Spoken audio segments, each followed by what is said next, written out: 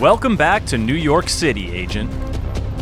In the 2 years since the Division launched, this place has grown. New neighborhoods have opened up with new stories to uncover. Better get yourself into a hazmat suit, Agent. The loot is even better. The looks are even cooler. And the high-level gear bonuses will straight up change the way you play the game. So let's get you up to speed and get you back into the Division. If you haven't seen the campaign through to its climactic finale, make that your first priority. You'll learn some secrets, fight some tough battles, and gain access to the new challenges and new gear that the developers have continuously been adding since launch. Once you hit level 30, check your world tier on the map screen. World tiers scale things to your level. They're the Division's way of ensuring you face enemies that challenge you fairly and get gear that lets you increase your gear score. Taking on missions and side quests will yield weapons and loot to help you rise quickly through the ranks until you hit Tier 5. And this is where the gear matters even more. Whether it dropped in the streets or popped out of a reward cache, green is the new gold. Green gear means you've got a piece of a gear set.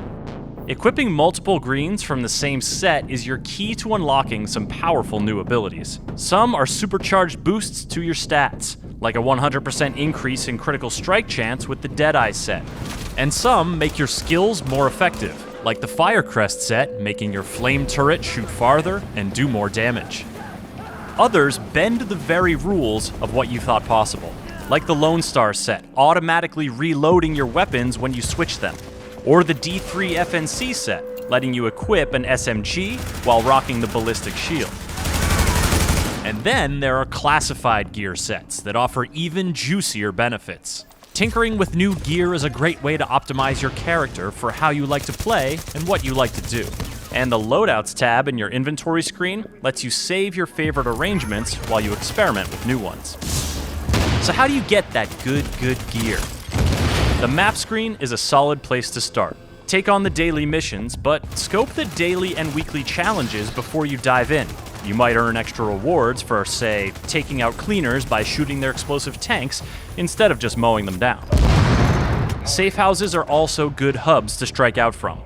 In addition to knocking out nearby side missions, you can find new search and destroy missions and unlock contracts to hunt down high-value targets.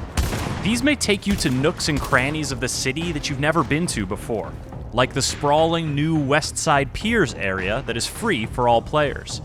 And keep an eye out for echoes, phone messages, survival guides, and other intel. If you think the main campaign told the whole story about what really happened in the city, think again.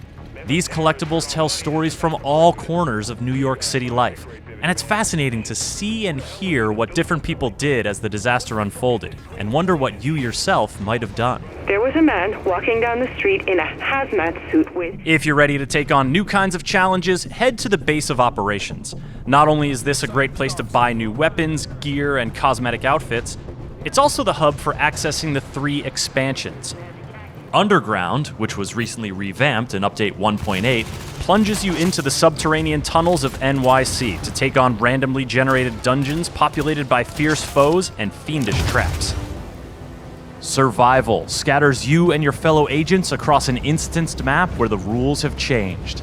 You each start with a pistol and a ticking clock, and everyone will need to scavenge gear and supplies to get strong enough to infiltrate the Dark Zone for extraction, before the winter storm, a nasty infection, or enemy factions can kill you.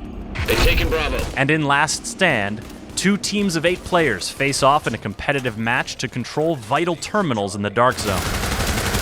This is a good entry point to get a feel for the speed and ferocity of PvP play, and once you've got a taste for it, there's more to explore.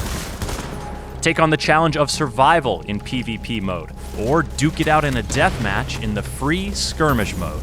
And then there's the Dark Zone. Recently revamped with Update 1.8 to be more approachable than ever, the DZ holds powerful rewards for those willing to take on the tough AI enemies that lurk within and run the risk of being pounced on by a rogue agent. Or maybe you're the rogue, hunting other agents, stealing their loot, and then fighting your way to one of the new terminals to cash in on a big reward for escaping the manhunt. Going rogue can be one of the most thrilling moves in the Division. But there are also high stakes for those who prefer fighting the enemy factions. Team up with some allies and take on incursions to face some of the toughest boss fights around, or squad up for resistance and fight waves of enemies from all factions while earning enough resources to unlock reward chests. 3 unfriendlies left. And then there are legendary missions, where team coordination and carefully chosen loadouts are your keys to tackling some of the Division's trickiest tasks. There are a lot of ways to put your skills to the test and earn valuable rewards, and if you're looking for further guidance, there are plenty of community folks eager to help. From the official forums, Twitter feed, and Twitch channel, to fans on the subreddit and community YouTube channels, you are not alone, Agent. 30 seconds.